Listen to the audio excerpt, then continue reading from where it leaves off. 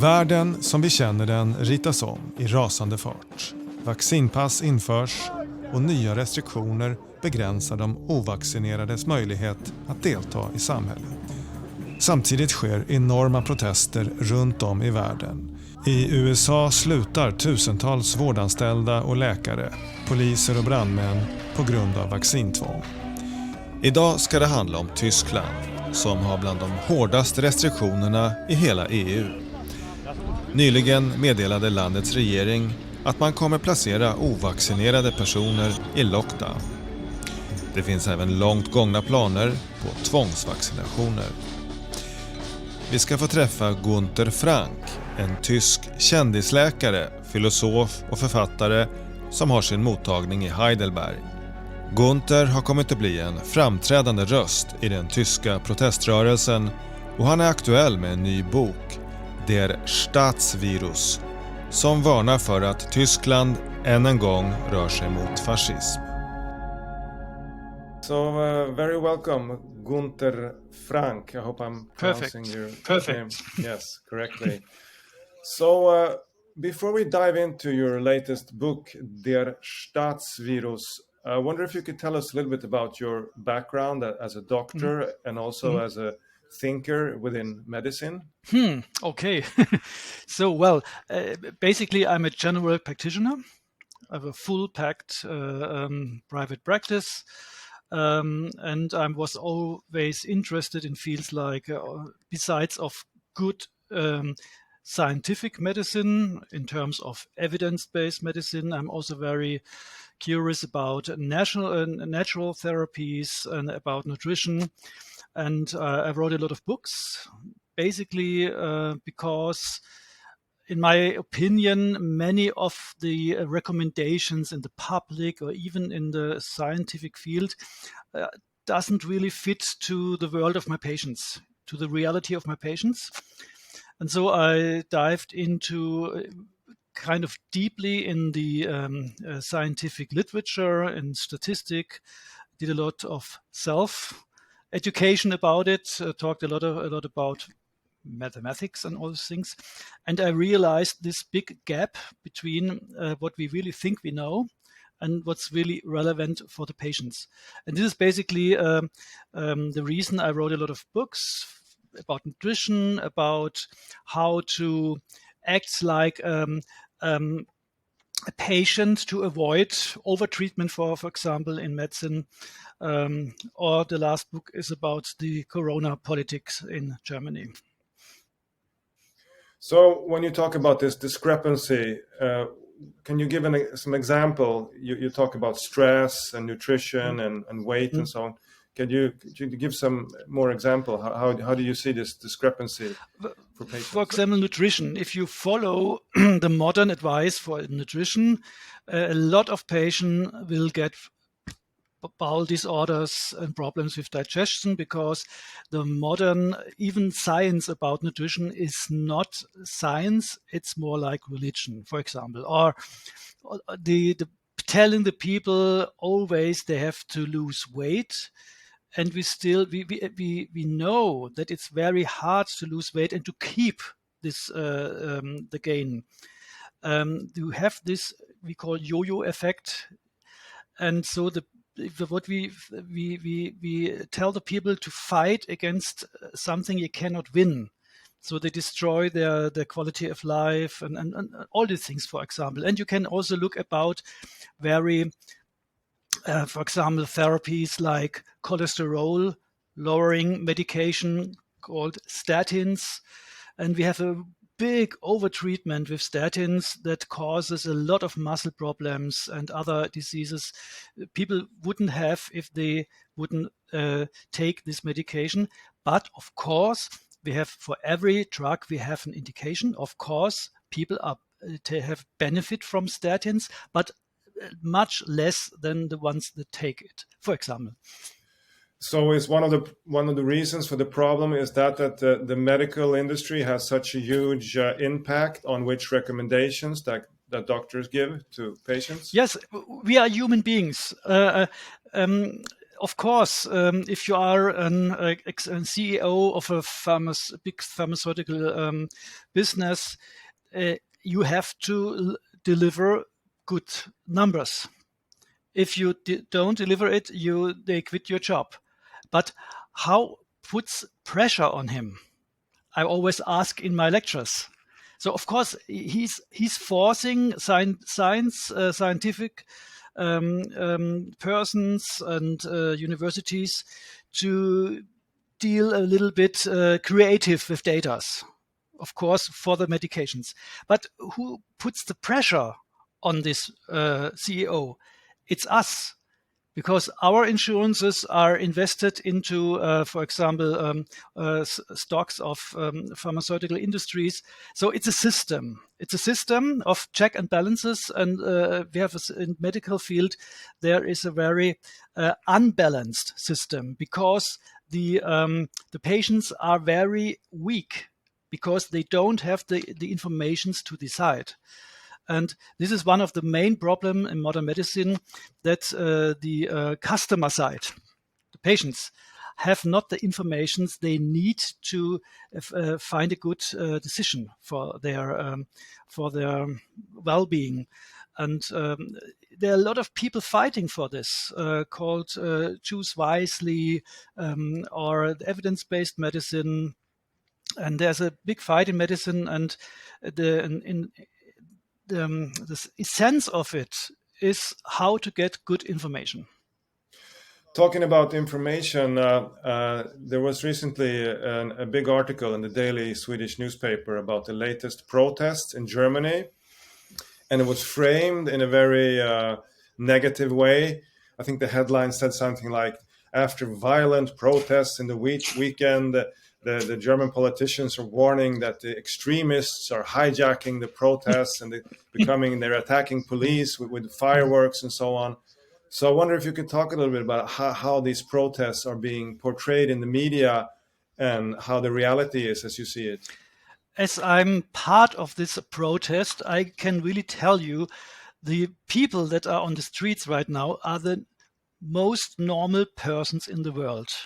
Yeah, working in the health business, working handcrafters, normal people. Of course, you have some idiots that you have everywhere, and of course, you have provocations. Yeah, agents of provocation. They are there, definitely.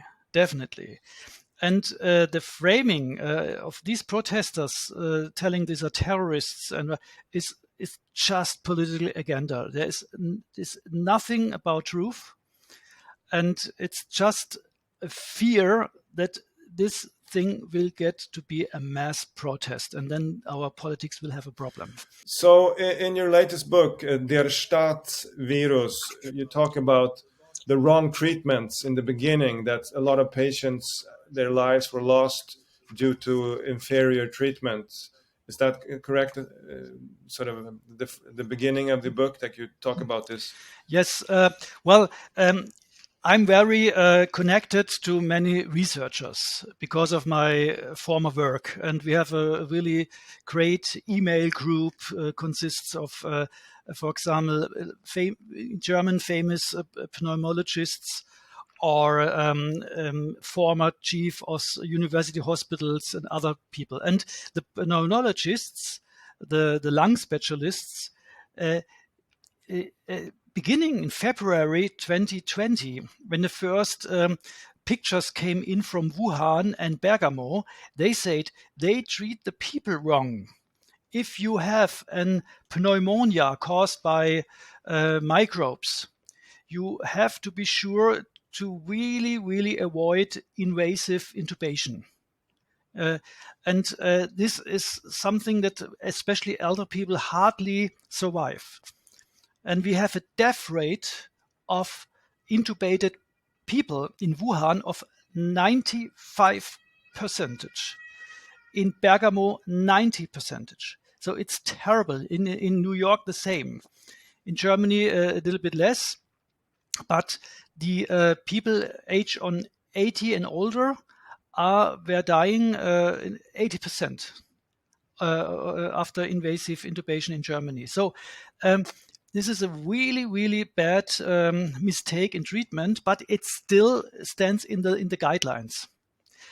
And it's normal in medicine. You have the history is full of errors and mistakes. They don't be subscribed, throw out of the guidelines after they were detected. No, it takes sometimes a generation, 20 years. And the pulmonologists, they fight a long fight to tell people on the intensive care units, avoid invasive intubation with pneumonia as long as possible. And for example, one chief of a department in a very big hospital called MERS, Thomas Vosshaar, he developed the Mercer model that really showed that he has a dramatic less death rate with COVID patients when he avoided, with a special treatment, invasive intubation. And it's still not the standard. So this is a drama in the drama. And was this just pure sort of bad medical practice, or do you see that there was some kind of intentionality behind this? No, not intention. It's just a human being that sometimes people are in charge that are not have not the right character to be in charge. You know, all this Nazism, what in normal life you also found, not also in medicine, but many of the opinion leaders are not really thinking in scientific, let's say, rationality. They're more thinking about to be in the TV.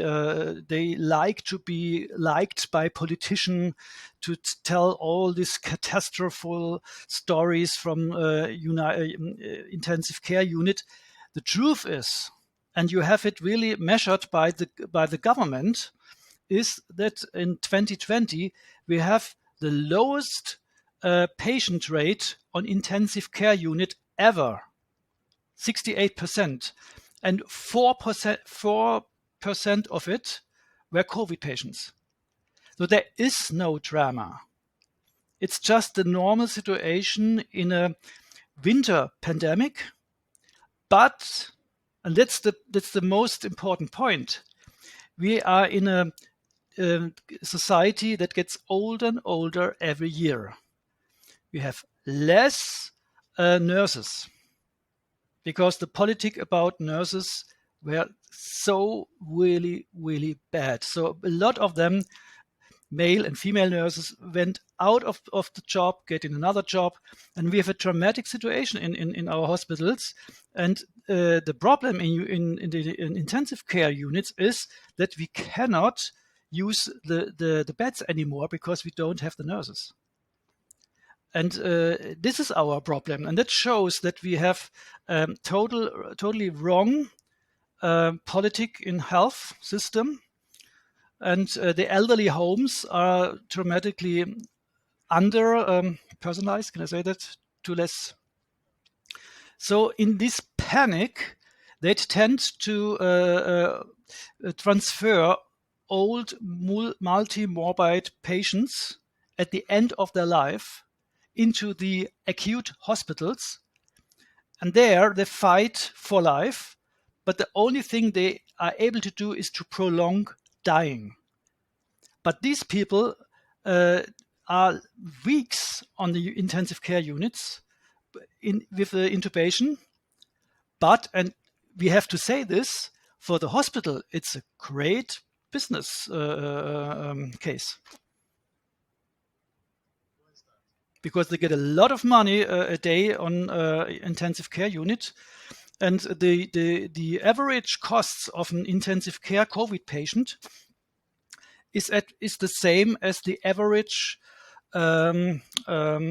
payment of a nurse in a year. So in your book, you use the notion of common sense, and you talk about also lockdown, which is a completely new phenomena which comes into Europe and into Germany, and that it has not really been analyzed thoroughly, the different ups and downs with lockdown. It came basically from China as an extreme measure. So you discussed this at length in your book. Can you tell us a little bit your views on lockdown and how it played out in Germany? Yes. I'm not a specialist to talk about what's the agenda behind the lockdown. There are other people who have some ideas of it. I just try to think about it as a general practitioner and a specialist of evidence-based medicine. And there were no evidence. There is no evidence that the lockdown is really helpful in this situation, not at all. And by the way, we had no extraordinary medical situation because we have no overdying, and we have this low, what is the English name for Belegung, this low patient rate in the hospitals. But they decided for lockdown. The problem is, if you do good medicine, you have to ask yourself, is the therapy worse than the disease? And you have to check this. And there was not at all any power put into the question if what is the lockdown causing on harm. And there was an interesting story I was involved. There was one person that worked in the Minister of Internal Affairs. What is the right name of it? Internal Interior Minister, yes, or something. Yeah? Perfect. There have a big department called catastrophe management, and they did not work. They didn't start work. What are the side effects of a lockdown? And there was one person that says it cannot be. We have to try to find out what kind of damage we cause by lockdown. And he started his own work. And he also asked me and other specialists to be part of it. And he measured what does it do with hospitals, with other patients. Amazingly, we have other diseases too than corona. And what does it to the society, to the children, the psychiatry side effects, all these things. And he put his analysis into the official channels of the minister and all these Bundesstaaten. And they tried to fool him, to put him into he's crazy and his work was not authorized. But it was because he was part of this department. And his analysis exactly told what we're having now. All this damage, side effects, for example, the psychological treatment for children are overrun. It's everything was true in this reality now. But there was no single interest for the officials from Frau Merkel till Herr Seehofer to deal with the side effects of a lockdown. And this is just unacceptable. And also, I don't know how the German debate has developed over vaccine mandates. I know that during the summer, during the election campaign, some politicians promised that they would not advocate for mandates, but now they seem to be all playing along with it. Can you talk about that as well? They break their promises every week. It's just terrible. Just to take a look on it of a serious physician. What do we have? We have seasonal viral infection that are real. We have people that really suffer on COVID-19 and dying. So, and now we have a vaccination against it. But we have to be sure that the vaccination does not harm more than save people from COVID-19. It's simple. You have to check this. And the studies made by, for example, Pfizer are really are not able to to get us a really serious idea what's really the side effects, what is the benefit, and the Zulassung. What is the Zulassung? The official allowance is not based on real data. It's one of the other big error we have, that in Germany we have an absolute catastrophe in measured data. We have no serious data, and these new vaccinations have problems because they use the most dangerous part of the virus to be an antigen, because this antigen is producing antibodies.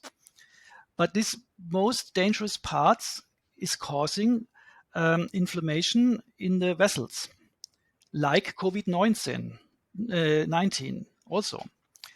And of course, it's toxic. It's a real toxic substance, and you have to check it. And what they in Germany do is just a complicated system to put some data in for your patients and send it to the Paul-Ehrlich Institute. This is not working. You have to do a really good study about it to find out a representative study to find out what is the real side effect rate of it.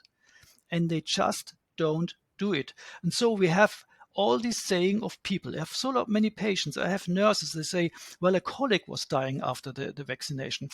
I have I asked a person in the in the Bestatter business who brings the dead bodies to the grave. What is that?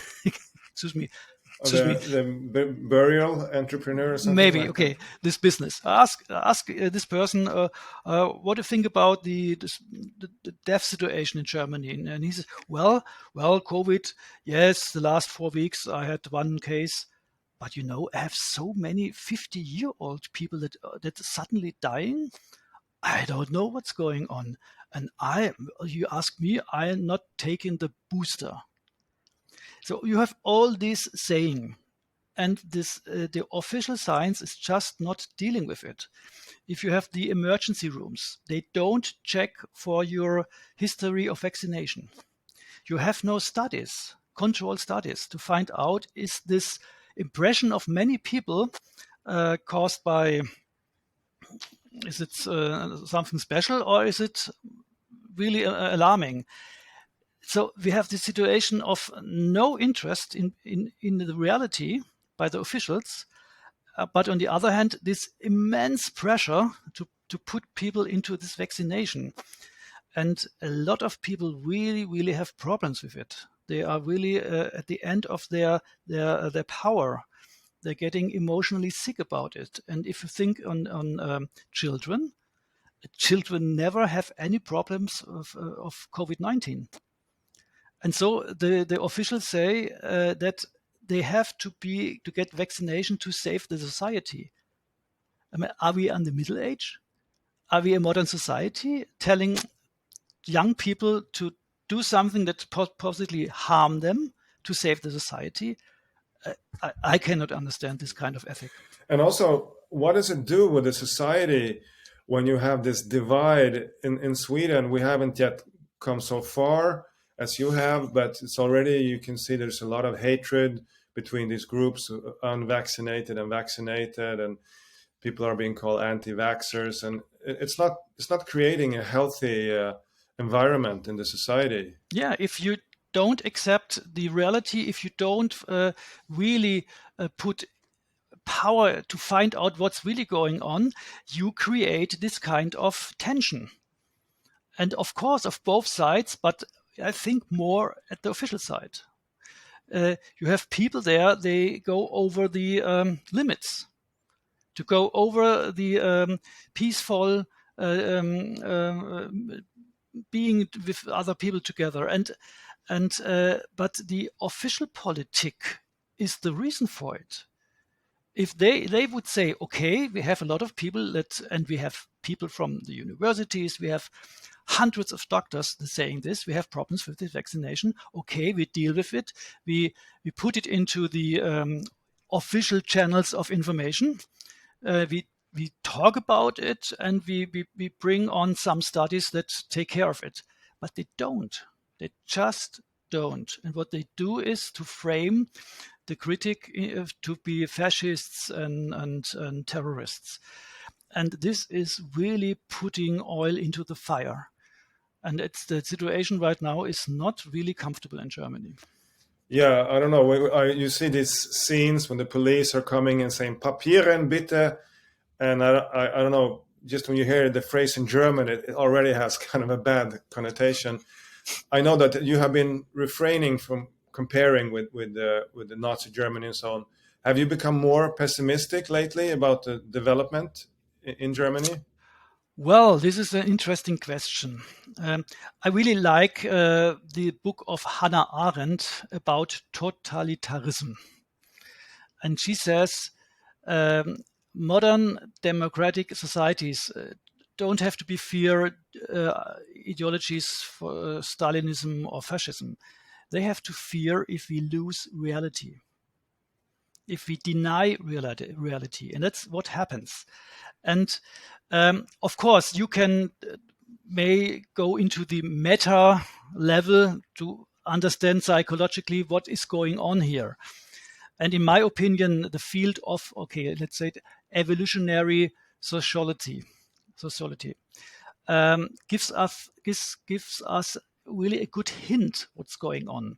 They have a theory they called group moralism.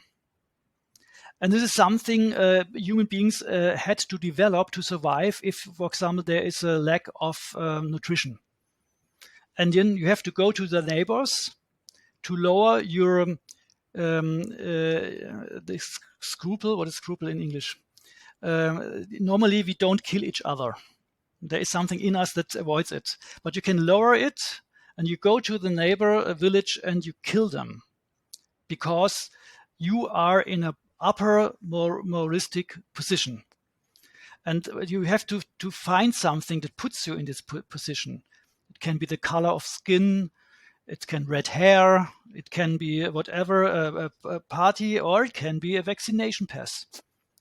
And we have this urge to bring us in the power to kill our neighbors in us. It's part of our genes.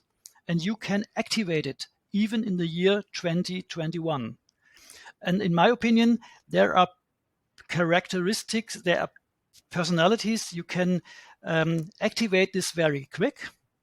And you find people, they are skeptic, they're critic, and say, no, I don't kill my neighbors because we can work together and we can find much better solutions.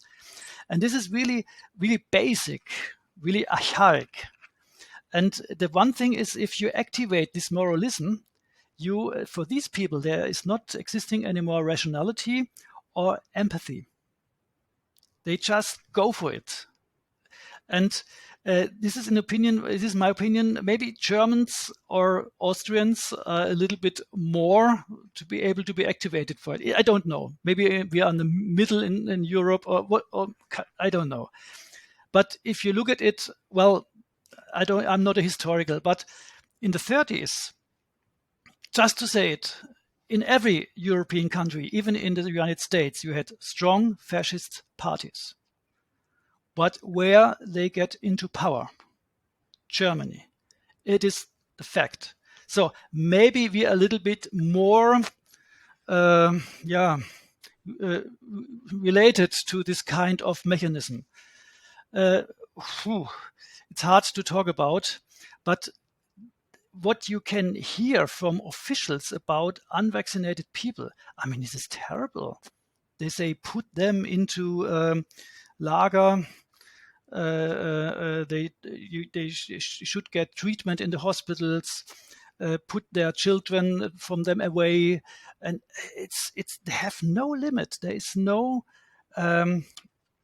It's just to put one on top of another, just to stop, think, and debate. You talk about also in your book that there is a faculty of reason within everyone. So if we have the time and to sit down and think and go through the facts, we can come up with our own objections that this doesn't make any sense. but that there is such a stress which is in the society right now. So people don't have the time often to do this analysis. And this is a huge part of the problem. Exactly. You can to stay in this picture, you can activate people to really do really bad things. But a lot of people would say, well, I don't like this. We have to be more civilized and whatever. But you can put them under fear. You can give them every day on every channel dramatic information that we have in a bad situation. Normally, our unconscious part of the brain sees things, sees reality, and gives us a feeling there is something wrong. For example, where are the dead bodies on the street? Where are the gymnastic halls packed of infected people? Why we have called Kurzarbeit in the hospitals. That means hospitals had to close because there were so less people, less patients. Normally, our brain is able to realize that and questions official informations.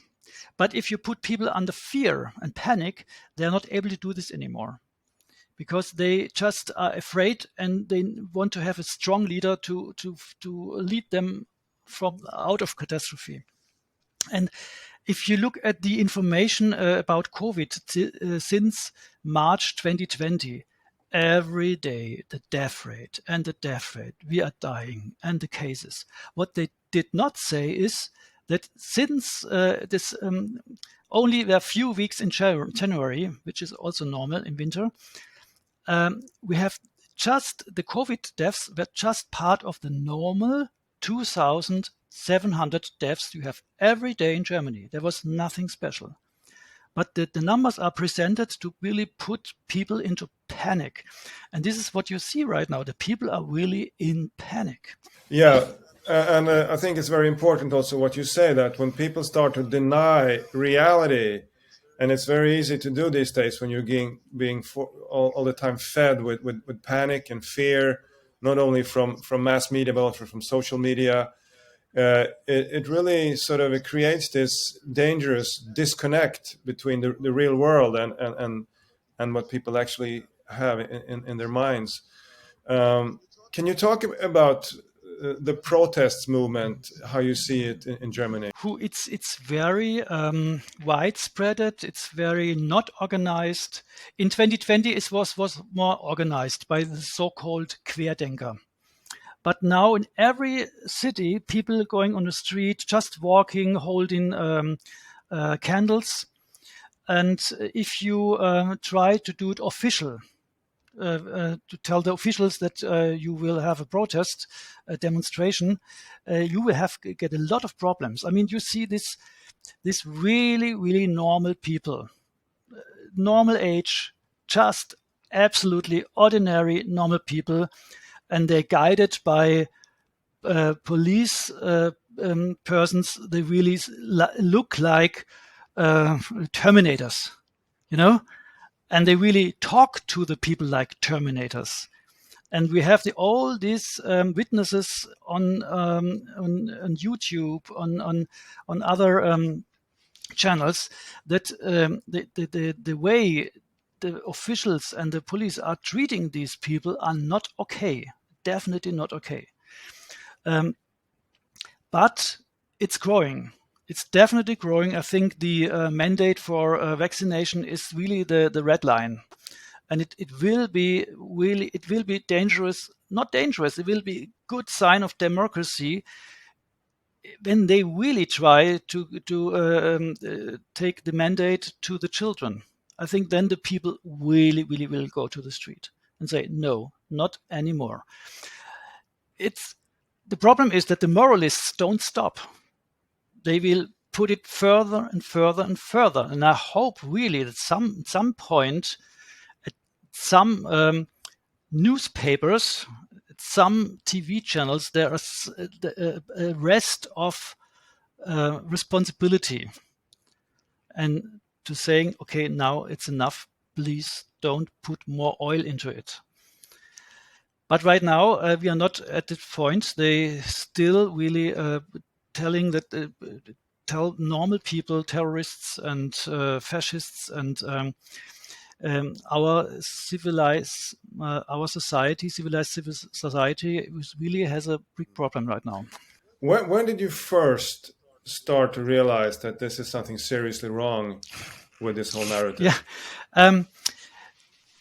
Because I was writing books about medical themes and why, for example, obese people are really yelled so much, why obese people have to feel like not really worthy people and all these things.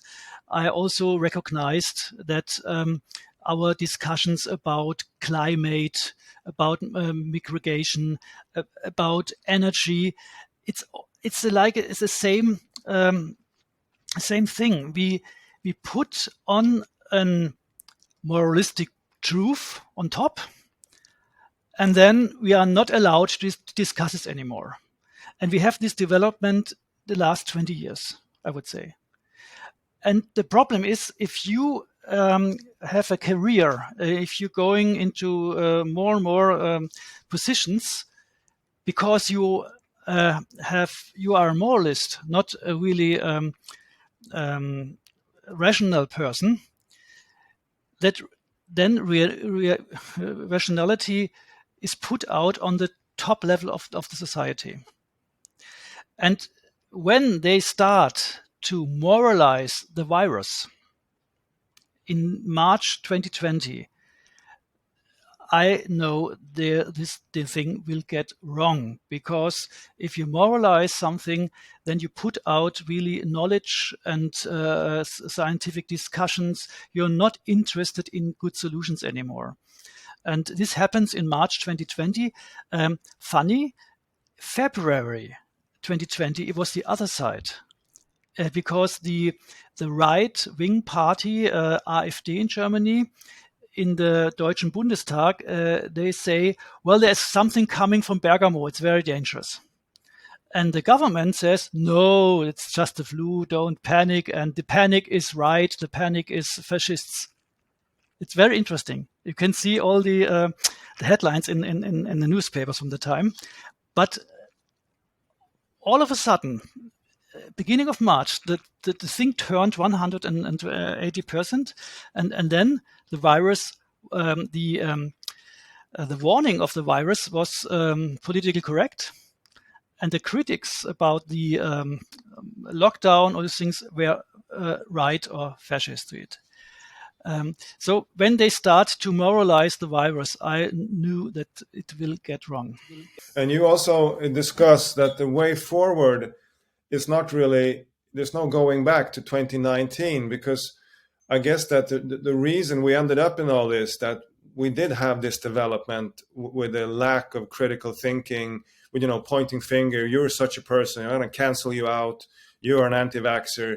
So this whole mentality of not listening to arguments, not actually having arguments at all, is what had laid the foundation for all this. And we have to sort of move forward away from that if we want to ever get out of this. Is that correct? Because, once again, moralists hate competence, because competence telling them, well, you're not right. And so in our leading positions in our country, we have not competence anymore. I mean, look at my English. It's not really perfect. So I wouldn't guess it's a good idea to become a foreign minister. Huh? But look at the new foreign minister. I think maybe the English is worse than mine. So just a little, whatever, you see. So where you look in Germany, you have a lack of competence, because the competent people, they are trained to keep their mouth shut. So, and this is a real problem in Germany. I mean, so many decisions in the energy field, in the migration, in so many fields, we take the wrong decisions, because the leading of politics is is that what this was the famous sociologist Paul Weber called Gesinnungsethik. It means Gesinnungsethik, ethic of attitude. But if you are in a leading position, you have to have an ethic of responsibility. You have to be interested in what is really the end of your doing. It doesn't really important that it sounds nice. The important thing is what really is the result of it. But our politics, our leaders in Germany are not interested into the result anymore. It has to sound nice, and this is the real problem of it. I'm wondering also when you get rid, for instance, of unvaccinated people from the workforce in hospitals or in the police, you also get rid of people who have a critical mind in those institutions. Do you think that could be also one of the reasons that's a way for the people in power to identify, okay, here you have the critical thinkers, we're going to put them here in this group? Definitely. They just put out the ones that are critics, that are say, no, reality is important, we have to talk about, and they just try to put them out. But to be optimistic, reality, you can never kill reality. It grows, and more people are realizing maybe at the end of it, it sounds terrible, but maybe at the end of it, Corona was something really necessary for the German society, maybe for the Western world, that we realize with this kind of dealing with problems, we really destroy ourselves. So Corona was not a really killer pandemic, not at all. It's a serious disease. We have to deal with it, but it has the infection fatality rate of a serious flu, and flu is a serious thing. And I don't want to be put the flu as something easygoing, not at all. But it's not a killer disease. If it would be a killer disease, then we went in really trouble. So we have to really learn that we have to go back to that, what our culture was making strong, that we fight in the public for the best solution. And we have to leave moralism. We have to bring in something like a prevention of moralism, and to go back to fight in a rational way.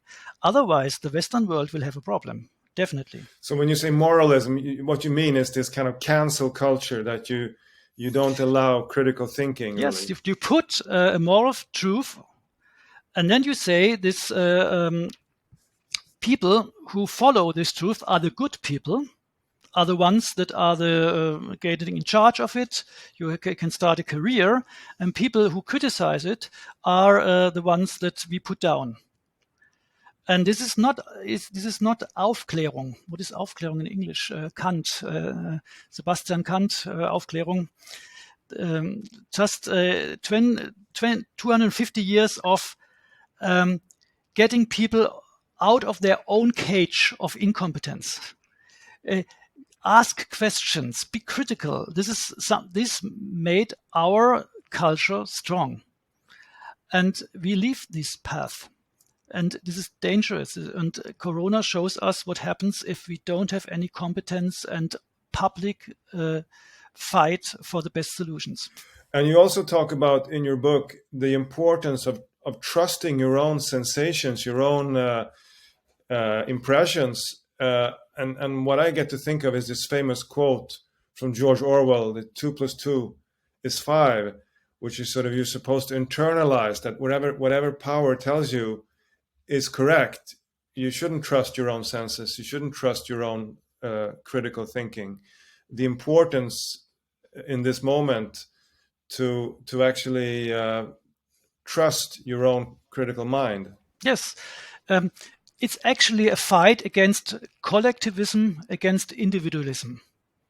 And the Western culture was successful because we say individualism we need to develop, to find good solutions.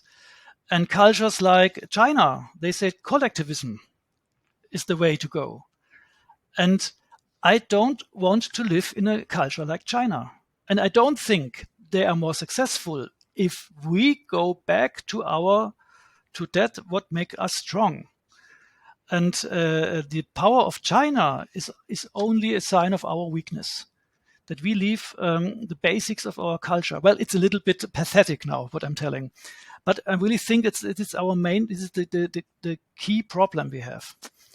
And we have to fight against moralism. We have to point out, you have to have the best acumen, the best numbers, the best thinking to be right, not the attitude that sounds good, but I'm not interested in the results anymore. And I think also why this has become such an important question for the protest movement with the vaccine passports is that people realize that it's much bigger than just taking a vaccine or not taking a vaccine. It's the first step towards what you have in China. It's called a social credit system, where you actually have an app in your telephone, or you have some kind of government, in this case global control, that says whether or not you are approved as a citizen. So this is the first way into the system, but it's obvious that it can also be expanded in many different ways to decide whether or not you as a citizen is okay or not, whether or not you can order train tickets or whatever.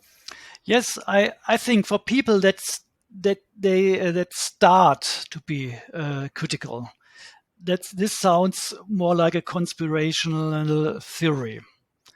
But if you look at it, for example, we had now the first article in the Bild-Zeitung. Bild is the biggest newspaper in Germany, that really celebrate a physician that had this little chip under the skin, and he really proudly said, I don't need any vaccination passport anymore.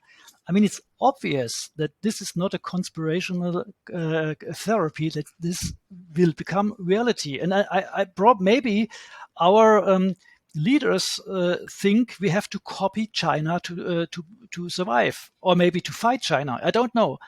But this is totally wrong.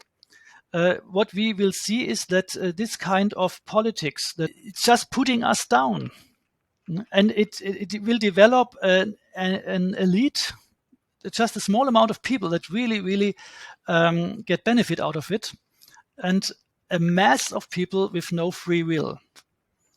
And there is no question about left or right, socialism or conservative. No, it's a question about freedom or being part of this China mass.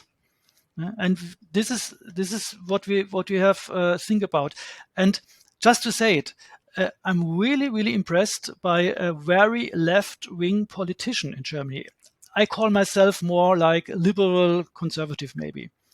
But we have one left-wing politician. She is really great. It's Sarah Wagenknecht. And if this kind of politicians will get stronger and stronger, then we really come over this left and right thing. And then we realize we talk about individualism, freedom, and rationality against the other development we should go. So before we wrap up, if we could come into a more positive note, you write in your book that the most important way back to, as you call, normality, you talk about the big number of fantastic, competent, and this is a German word, herzenkluge Menschen, people with a heart-based intelligence. This is something really German. This is the other part of our soul, very romantic. Okay. Yes, definitely. We have so many great people. This is another really positive thing about this pandemic. I met so many new great people. It's just amazing. It's really heartwarming. It's amazing. And if you go to these demonstrations, right now, you really find these people. It's just amazing. And it really makes me think positive that the whole thing went out in a good way, because these people are really great. And how many are they percentage-wise in Germany now? Is it about 50-50, the people that see through this, or how would you? Wow, I'm probably, optimistic, maybe biased. I hope we can reach maybe 30%, and then the other maybe 21% realize that the way they go will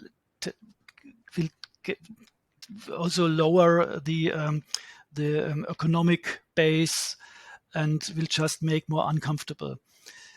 Well, let's say maybe 30% are the ones we can reach with it. And this political party, Die Basis, for people who don't know what that is. The Basis is founded by some people who really against this corona politics. And I think that is true. They also recognized that our party system is one of the main reasons that our system fails more and more. They want to establish an anti-party as a party.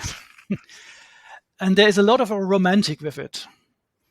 And there are some esoteric people with it. But there are also some really, really serious people with it. For example, Andreas Sönnigsen, one of the leading evidence-based physicians we have.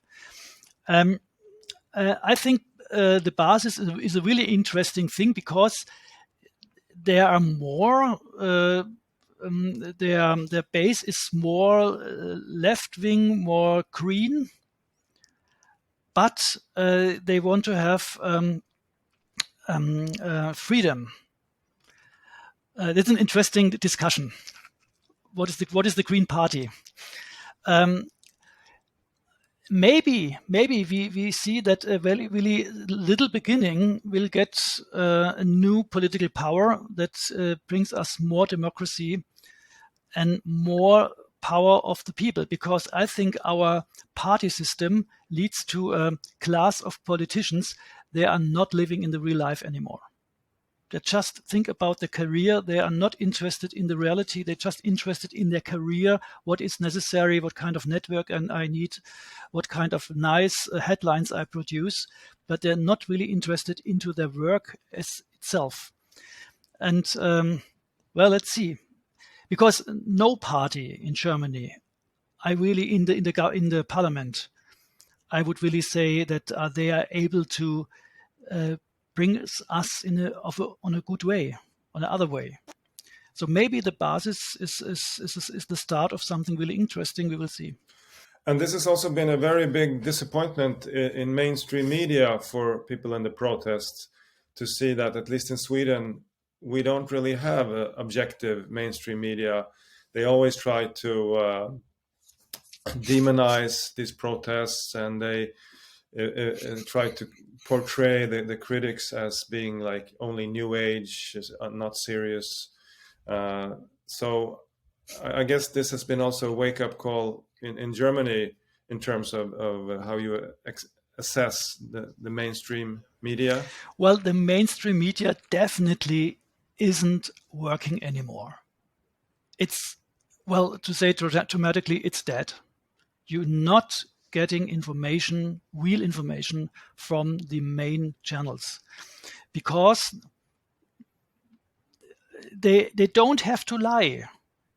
They just don't tell you the other part. Yeah, they say, well, this day 1,000 COVID deaths, but they don't say, well, within the 2,700 normal deaths every day, for example, and so many examples you can tell.